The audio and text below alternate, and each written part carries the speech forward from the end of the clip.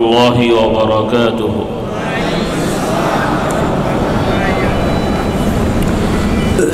إن الحمد لله نحمده ونستعينه ونستغفره ونؤمن به ونتوكل عليه ونعوذ بالله من شرور أنفسنا ومن سيئات أعمالنا.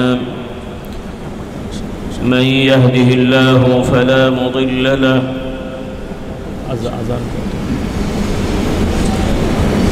من يهده الله فلا مضل له ومن يضلله فلا هادي له. وأشهد أن لا إله إلا الله وحده لا شريك له. وأشهد أن محمدًا عبده ورسوله صلى الله عليه وعلى آله وأصحابه وبارك وسلم. أما بعد فأعوذ بالله من الشيطان الرجيم. بسم الله الرحمن الرحيم. يوم لا ينفع مال ولا بنون إلا من أتى الله بقلب سليم. আল্লাহ রাব্বুল আলামিনের শানে আমরা শুকরিয়া আদায় করছি। আল্লাহ তাআলা আমাদেরকে আল্লাহর ঘরে আল্লাহর জিকিরের জন্য সমবেত হওয়ার তৌফিক দান করেছেন, আলহামদুলিল্লাহ। প্রতি মাসেই নিয়মিত জিকিরের মাহফিল আমাদের দরবারের পক্ষ থেকে হয়ে থাকে। কিছু ভাইয়েরা বসেন, বেশ অনেক দিন যাবৎ আসার সুযোগ হয়নি আমার, আল্লাহ তাআলা সুযোগ করে দিয়েছেন, বলি আলহামদুলিল্লাহ। অনেকেই হয়তো আজকের এই মাজলিসে নতুন, এই জন্য আগে থেকেই বিষয়গুলো জানিয়ে দিচ্ছি। ধৈর্যের সহিত বসতে হবে, তবে বেশি দীর্ঘ সময় না। ইশার জামাত আমরা একসাথেই পড়ব, তার আগেই সমাপ্ত হবে। 7:30 বাজে, প্রায় 32-33 মনে হয়। 8:45 জামাত, তার আগেই সমাপ্ত হবে। আজান পর্যন্ত আলোচনা হবে, আজানের পরপরই দোয়া হয়ে শেষ হবে এবং ইনশাআল্লাহ ওযু ইস্তেনজার সময় আমরা পাবো ইনশাআল্লাহ। কাজেই আমরা ধৈর্যের সহিত বসব। তবে আজকের এই মাজলিস শুধু আলোচনার মাহফিল নয়, আলোচনার জিকির পাশাপাশি কিছু তাসবিহ, তাহলিল, প্রশিক্ষণ এবং ওজিফা আদায়ের জিকির, এটা আমাদের নিয়মিত হয়ে থাকে এবং এটা হওয়া দরকার। অনেকে এটাকে অতটা গুরুত্ব দেন না বা খেয়াল করেন না। আল্লাহ রাব্বুল আলামিন আমাদেরকে আল্লাহ তাআলার জিকিরকারীদের অন্তর্ভুক্ত হওয়ার তৌফিক দান করুন।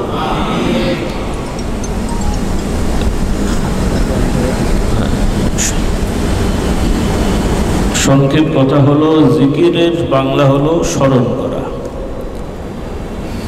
আমভাবে আল্লাহ তাআলার স্মরণে যাই করা হয় সেটা জিকির। তবে এক এক ধরনের জিকিরের এক একটি বৈশিষ্ট্য আছে।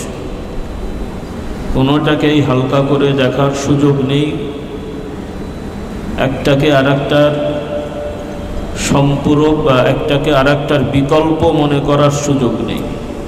প্রত্যেকটার আলাদা বৈশিষ্ট্য আছে। যেমন আমরা বহু ইবাদতের নিয়ম পালন করি, নামাজ, রোজা, হজ, যাকাত, এগুলো ইবাদতের নিয়ম, আনুষ্ঠানিকতা। প্রকৃত ইবাদত হচ্ছে অন্তরের সাথে সম্পৃক্ত, ইচ্ছা, ইরাদা, নিয়তের সাথে সম্পৃক্ত। আর এগুলো বাহ্যিকভাবে অনুষ্ঠান। আরবিতে ইবাদা বলা হয়, যার অর্থ বাংলায় অনুবাদ করলে বা ব্যাখ্যা করলে হয় অন্তরের একান্ত অনুভূতি, দুর্বলতা ব্যক্ত করা। এটা যখন আল্লাহ তাআলার জন্যই হবে, এটা আল্লাহর ইবাদত হবে। আর যখন এটা অন্য সৃষ্টির জন্য হবে, তার ইবাদত হবে, নাউযুবিল্লাহ। আর কেউ যদি কিছু আল্লাহর জন্য আর কিছু মানুষের সৃষ্টির জন্য করে, তাহলে এটাও শিরক, নাউযুবিল্লাহ। আমাদের অন্তরের চূড়ান্ত আকুতি, মিনতি, বিনতি প্রকাশ হতে হবে শুধুমাত্র একমাত্র কার জন্যে? এটাই ইবাদত। আর এই অনুভূতি ব্যক্তির জন্য আল্লাহ তাআলা বিভিন্ন বিধান দিয়েছেন, নামাজ, রোজা, হজ, যাকাত ইত্যাদি ইত্যাদি। কেউ যদি দাবি করেন যে আমি রোজা বেশি রাখবো, নামাজ কম পড়ব, ফরজ নামাজ 5 ওয়াক্তর জায়গায় 3 ওয়াক্ত, 2 ওয়াক্ত, 4 ওয়াক্ত পড়ব, বিনিময়ে রোজা একটু বেশি রাখবো, হবে তো নাকি? কেউ যদি দাবি করে যে আমি একটু নামাজ বেশি পড়ব, রোজা কম রাখবো, সেটাও কি হবে? নামাজ নামাজ, রোজা রোজা, হজ হজ, যাকাত যাকাত, প্রত্যেকটা আলাদা বৈশিষ্ট্যের ইবাদতের অনুষ্ঠান। কোরআন তেলাওয়াত করা, শিক্ষা গ্রহণ করা, পড়া, পর্যালোচনা করা, এটা জিকির। আল্লাহ তাআলার হুকুম আহকাম, বিধি বিধান, আলোচনা, প্রশিক্ষণ, শিক্ষা গ্রহণ ইত্যাদিও জিকির।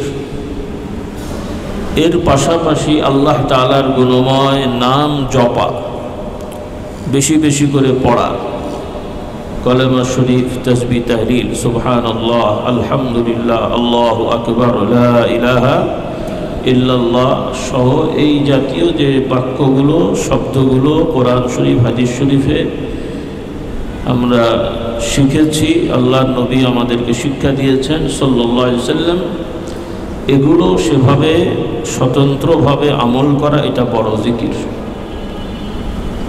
অনেক সময় কিছু ভাইরা মনে করেন যে আমরা তো নামাজের মধ্যে তাসবিহ তাহলিল পড়ে ফেলেছি, জিকির আদায় হয়ে গেছে, কোরআন শরীফ তেলাওয়াত করছি, জিকির আদায় হয়ে গেছে। আবার কেউ কেউ কিছু বিভ্রান্ত গোষ্ঠীদের অবস্থা দেখে তারা হকটাকে পার্থক্য করতে না পেরে ব্যক্তিগতভাবে যারা জিকির আজকার করেন বাড়িতে বা মসজিদে, এই তাসবিহ তাহলিল পড়েন, এগুলোকে আবার অনেক সময় ট্রল করেন, কটাক্ষ করেন, বিদ্রূপ করেন, ঠাট্টা করেন। আল্লাহ তাআলা তাদেরকে হেদায়েত দান করুন। কিছু বেদাতি বিভ্রান্ত গোষ্ঠী যদি কোনো ভালো কাজ করে অথবা কোনো ভালো কাজকে বিকৃত করে, সেজন্য কি ভালো কাজ নষ্ট হয়ে যাবে? আলহামদুলিল্লাহ, আল্লাহর রহমত, আমরা দাঁড়িয়ে রেখেছি, আলহামদুলিল্লাহ, অনেকেই বড় রেখেছেন, কেউ কেউ নাও জানার কারণে ছোট করেছেন, আল্লাহ তাদের হেদায়েত দান করুন। তো ইহুদিদের অনেকে বড় বড় দাড়ি রাখে, তার মানে কি আমরা কেটে ফেলবো নাকি? কারণ সব নবী রাসূলগণ তারা দাড়ি বড় করে রেখেছেন, মুছ খাটো করে রেখেছেন, এবং নবীদের অনুসারী দাবিদাররা কিছু কিছু নবীর আদর্শ মানলেও অনেক বিষয় বিকৃত করে ফেলেছে। বাহ্যিক কিছু নিয়ম সব নবীদের অনুসারী দাবিদারদের মধ্যে থাকলেও মূল জায়গায় তারা বিকৃত করে ফেলেছে, সেটা হলো ঈমান আকীদা, তাওহীদ রিসালাতের ঈমান আকীদাই তারা বিকৃত করেছে। সেটা হলো সব নবী রাসূলগণের মূল দাওয়াত, মূল নীতি হলো লা ইলাহা ইল্লাল্লাহ, যার বাংলা অর্থ হলো আল্লাহ তাআলা ব্যতিরেকে সত্যিকার অর্থে আর কোনো উপাস্য নেই। সরাসরি অনুবাদ হচ্ছে আল্লাহ তাআলা ব্যতিরেকে আর কোনো উপাস্য নেই। আর এটাকে সঠিকভাবে বোঝানোর জন্য ওলামারা বলে থাকেন যে সত্যিকার অর্থে আল্লাহ তাআলা ব্যতিরেকে আর কোনো উপাস্য নেই। তার মানে দাবিদার উপাস্য অনেক আছে, যে সকল উপাস্যদেরকে উপাস্য দাবি করা হয়, যেটা আমরা অনেক সময় অনুবাদ করতে যে বলি আল্লাহ ছাড়া কোনো মাবুদ নাই। অনুবাদ হয় কিন্তু কেউ বোঝে না। একটা অনারব মানুষ, অন্য ধর্মের লোক, নতুন বা পুরাতনও হোক, কারণ আমরা আসলে যেভাবে ইসলাম চর্চা করছি নিজেরাই জানি না ইসলাম কি, তো অন্য ভাইদেরকে আর কি দাওয়াত দেবেন? তো আমাদের আশপাশে অন্য ধর্মের লোক যারা আছে তাদেরকে যদি আমরা এভাবে বোঝাই যে আমাদের ইসলামের মূল নীতি হলো আল্লাহ ছাড়া কোনো মাবুদ নাই, এই বিশ্বাস করা, আপনারাই বলেন তো সে কিছু বুঝলো কিছু? কারণ আমরা বললাম আল্লাহ ছাড়া কোনো মাবুদ নাই। আল্লাহ শব্দটা আরবি শব্দ, মাবুদ শব্দটা আরবি শব্দ, মাঝখানে একটু ছাড়া আর নেই লাগালাম। তাহলে যে অনারব, আরবি জানে না, সে কিছু বুঝলো নাকি এর অর্থটা কি? তো আল্লাহ তাআলার এই শব্দের সরাসরি অনুবাদ হয় না, তবে আল্লাহ তাআলা আল্লাহ শব্দটার অর্থটা ব্যাখ্যা হয় হলো সর্ব ব্যাপারে যে সত্তার কাছে আশ্রয় চাওয়া হয়, যে সত্তার কাছে সর্ব ব্যাপারে মনোযোগী হতে হয়, সেই সত্তাকে আরবিতে আল্লাহ বলে। বলুন সুবহানাল্লাহ। আল্লাহ, তো সেই মহান আল্লাহ তাআলা ব্যতিরেকে আর কোনো উপাস্য নেই। অন্যান্য ধর্মের সব লোকেরা তাদের ধর্ম পালনে, বিশ্বাসে তারা উপাসনা করে, ইবাদত করে আল্লাহ তাআলা ব্যতিরেকে সৃষ্টির অথবা আল্লাহ তাআলার সাথে সৃষ্টির। এটা আবিষ্কৃত মতবাদ। কোনো নবী রাসূল এটা শিক্ষা দেননি। আদম আলাইহিস সালামও শেখাননি, নূহ আলাইহিস সালামও শেখাননি। বরং নূহ আলাইহিস সালামের সময়ের মানুষগুলো শয়তানের প্ররোচনায় আল্লাহর সাথে শরীক করে ইবাদত করা শুরু করেছিল।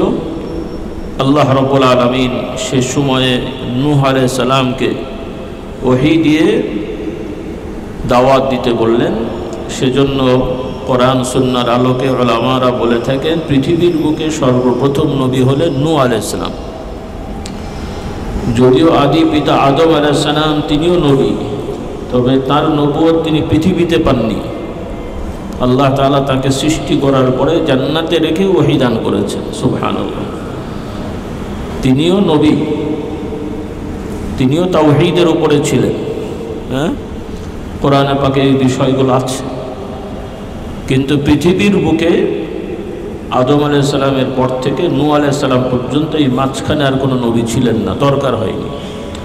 কিন্তু নূহ আলাইহিস সালামের কাছাকাছি সময়ের মানুষগুলো আল্লাহ তাআলার সঙ্গে শরীকানায় বিশ্বাস করে ইবাদত করা শুরু করলে আল্লাহ তাআলা তাকে নবুয়ত দান করেন, দাওয়াতের হুকুম দান করেন। তিনি তখন দাওয়াত দেন, লা ইলাহা ইল্লাল্লাহর দাওয়াত দেন এবং আল্লাহ তাআলা যে বিধান দিয়েছেন, শরীয়ত, হালাল হারাম, পাঁচ বিচার করে চলা, ব্যবসা বাণিজ্য ইত্যাদিতে আল্লাহর নিয়ম ইনসাফ প্রতিষ্ঠা করা, এই বিষয়গুলো তিনি দাওয়াত দেওয়া শুরু করেছেন। তো যাই হোক, কথা বেড়ে যাচ্ছে। সংক্ষেপ কথা হলো, আল্লাহ তাআলার গুণময় নাম বিশ্বাস করে, ইয়াকিন করে বেশি বেশি পড়া, এটা ইবাদতের একটা বড় বিষয়, যেটা আমাদের মধ্যে অনেকটাই হারিয়ে যাচ্ছে। এমনকি যারা নামাজি তাদের মধ্যেও হারিয়ে যাচ্ছে। অনেক নামাজি ভাইয়েরা খুব দ্রুত নামাজ পড়েন, আছে না নাই? তেলাওয়াত খুব দ্রুত, রুকুতে গেলেও কোনো রকম তাসবিহ পড়েই আবার উঠতে না উঠতেই আবার সেজদায় চলে যায়। এইভাবে তারা খুব দ্রুত সালাত আদায় করে, অর্থাৎ রুকু সেজদা কোনো তাসবিহ সঠিকভাবে হয় না। এই যদি নামাজের অবস্থা হয় তো নামাজের বাইরে আর কি অবস্থা? নামাজের ভেতরের জিকিরই সে ঠিক মতো করে না, তো বাইরে আর কখন করবে? এই হয়েছে আমাদের অবস্থা। অথচ আল্লাহ রাব্বুল আলামিন মুনাফিক এবং মুমিনদের তফাৎ করতে যে কোরআনুল কারীমে আল্লাহ তাআলা মুমিনদের বৈশিষ্ট্য বর্ণনা করেছেন যে মুমিনরা বেশি বেশি জিকির করে। সুবহানাল্লাহ। আর মুনাফিকদের ব্যাপারে কিন্তু বলেননি যে তারা জিকির করে না। আল্লাহ তাআলা বলছেন মুনাফিকরাও জিকির করে, তবে তারা জিকির করে, কম জিকির করে। ইমানদাররা বেশি করে, মুনাফিকরা কম করে। কীরকম কম? মানে যেটা বাংলায় আমরা বলি দায়ে সারা, মানে যেটা না করলে, না দেখালে লোকে আমাকে মুসলমান বলবে না, অতটুকু লোক দেখানো। আর ইমানদাররা এত বেশি জিকির করে, হাদিসের ভাষায় এসেছে যে ইমানদারদের জিকির আজকার দেখে মুনাফিকরা কটাক্ষ করে, ঠাট্টা করে বলে এরা পাগল হয়ে গেছে। নাউজুবিল্লাহ। তবে আবার এটাকে নিয়ে আবার কিছু লোকেরা অপব্যাখ্যা করে জিকির করতে করতে নাচানাচি, লাফালাফি করে, বলে আল্লাহর নবী বলেছেন এমনভাবে জিকির করো যেন মানুষ পাগল বলে। এই পাগল মানে সেই পাগল নাকি? এই পাগল মানে মদ্য পাগলামি না। যেমন আপনি আমি ভালো কাজ করলে, ইবাদত করলে, সততার সহিত ব্যবসা করলে, যারা অসৎ লোক তারা অনেক সময় কিন্তু এদেরকে বলে এদের মাথার দোষ, এভাবে চললে কি হয়, বলে না বলে না? অনেক সময় কথার প্রচলিত কথা আছে যে ভালো হয়ে চলা যায় না, নাউজুবিল্লাহ, অত সৎ থাকলে সমাজে চলা যায় না, এমন কথা অনেকে বলে কি না? নাউজুবিল্লাহ। এটা কি মুসলমানের কথা হতে পারে?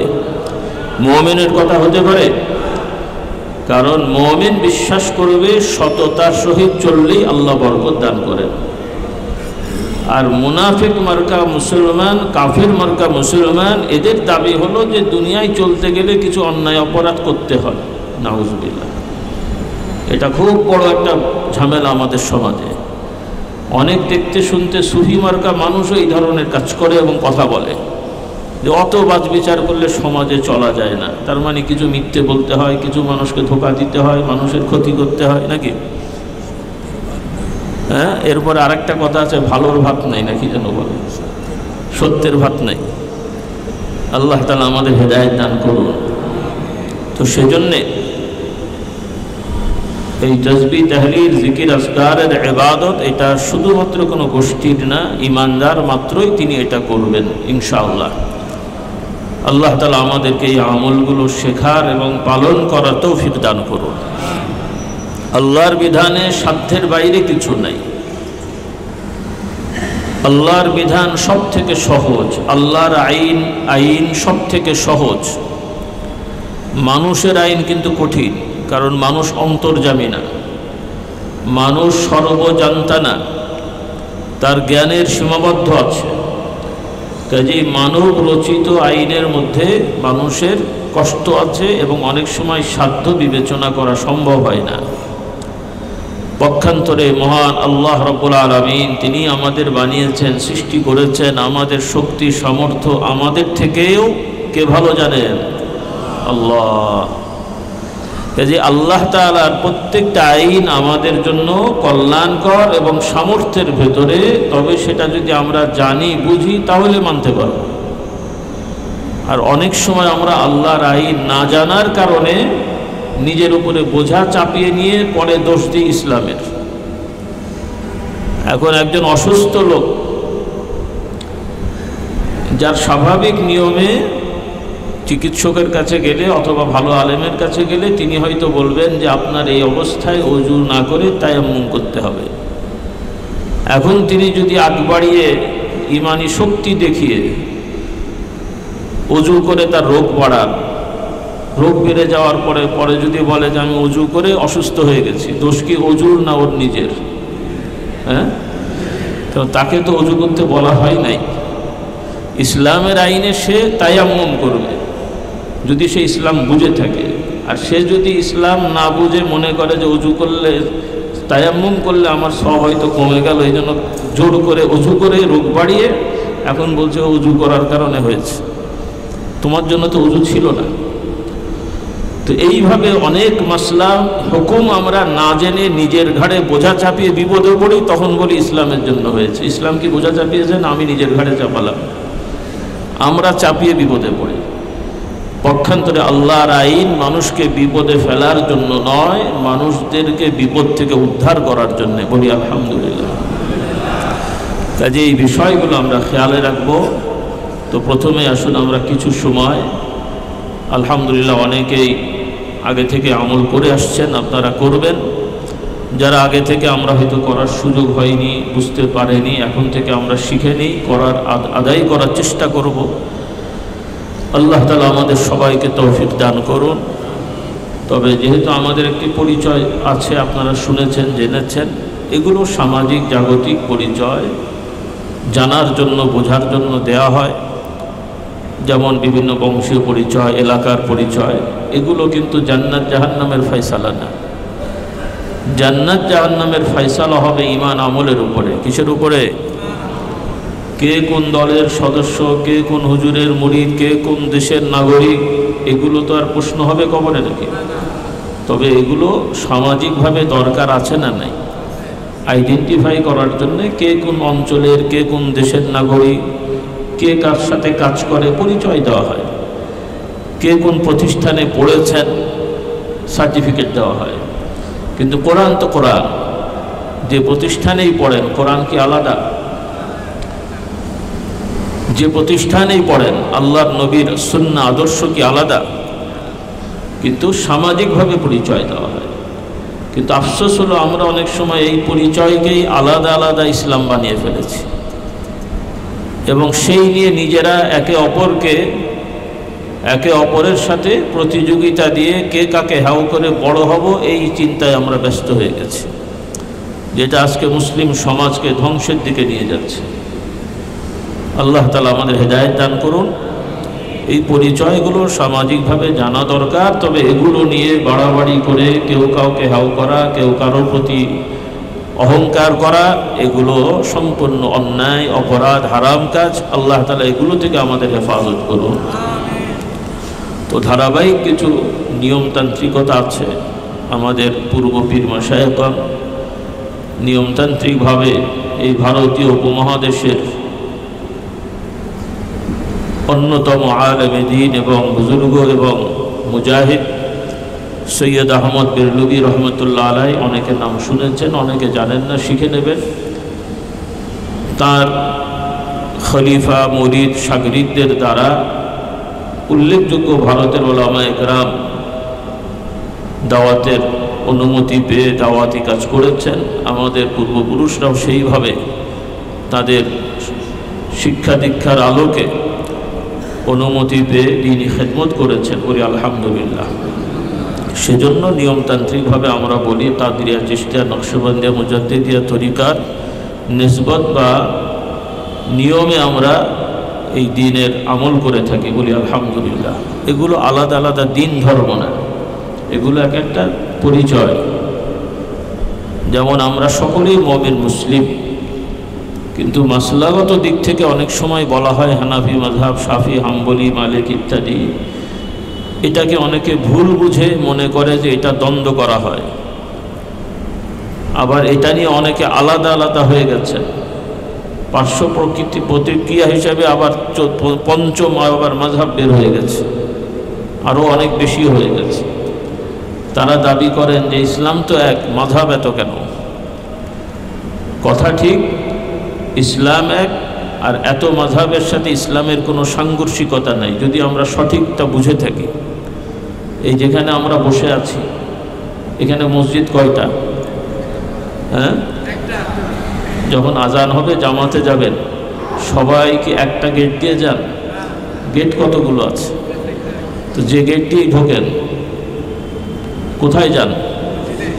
এখন এই গেটের যদি নাম্বারিং থাকে অথবা নাম থাকে, যেমন রাসূলুল্লাহ সাল্লাল্লাহু আলাইহি ওয়াসাল্লামের মসজিদের নববীর বিভিন্ন গেটের নাম আছে।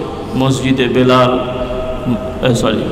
বাবুল বেলাল, বাবুল হিজরা, বাবু মক্কা, বাবে আবু বকর, বাবুল নিসা, মহিলাদের নামও গেট আছে। তো এখন একজন বাবুল নিসা দিয়ে ঢুকলেন, একজন বাবে বেলাল দিয়ে ঢুকলেন, আর একজন বাবে আবু বকর দিয়ে ঢুকলেন, আর একজন বাপমানি গেট বাবুল হিজরা দিয়ে ঢুকলেন। কোথায় ঢুকলেন?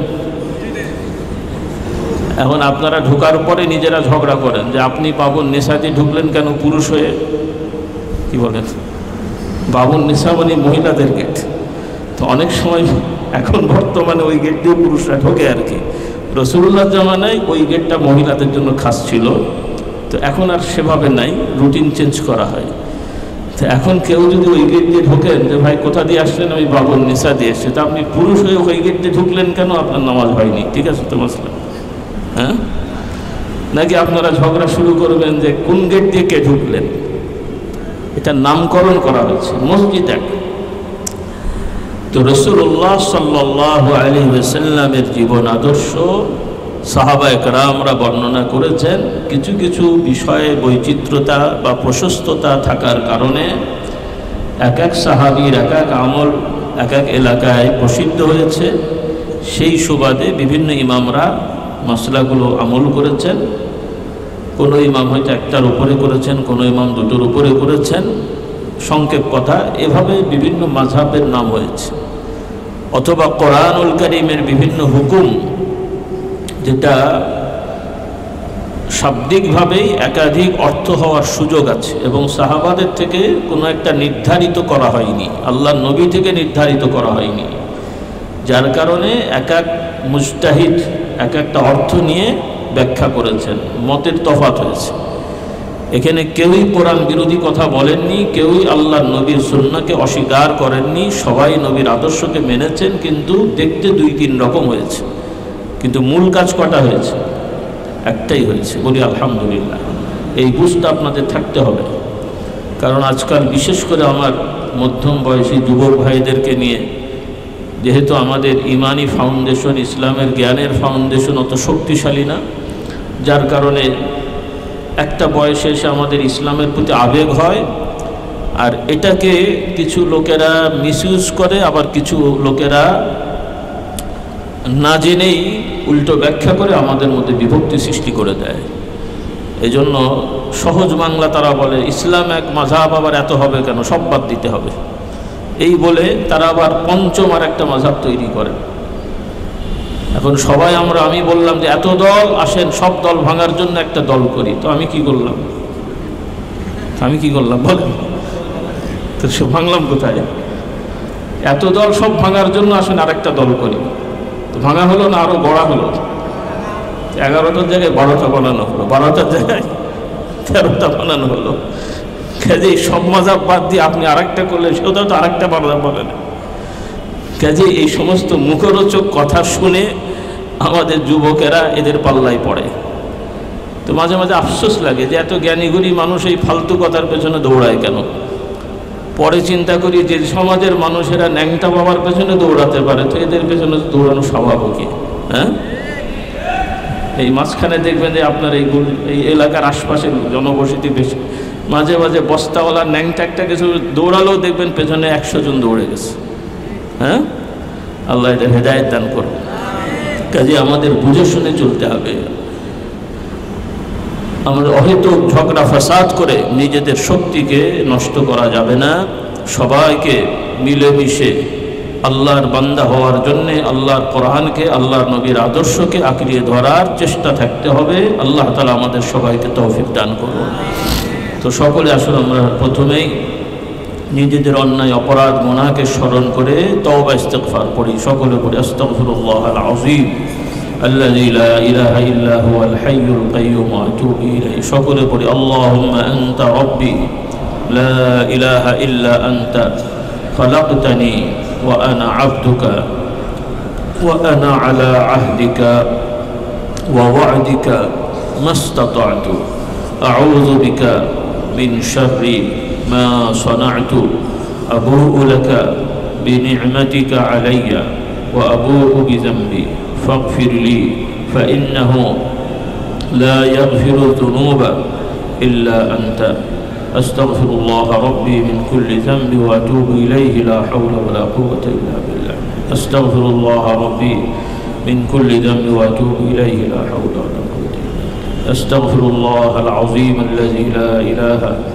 إلا هو الحي القيوم وأتوب إليه أستغفر الله العظيم الذي لا إله إلا هو الحي القيوم وأتوب إليه شكر سورة فاتحة أعوذ بالله من الشيطان الرجيم بسم الله الحمد لله رب العالمين الرحمن الرحيم مالك يوم الدين إياك نعبد وإياك نستعين صراط الذين أنعمت عليهم غير المغضوب عليهم ولا الضالين الحمد لله رب العالمين الرحمن الرحيم مالك يوم الدين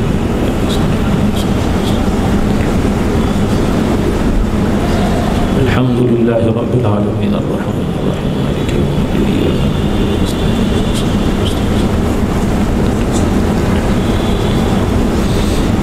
بسم الله الرحمن الرحيم سورة الإخلاص 10 বার قل هو الله أحد الله الصمد لم يلد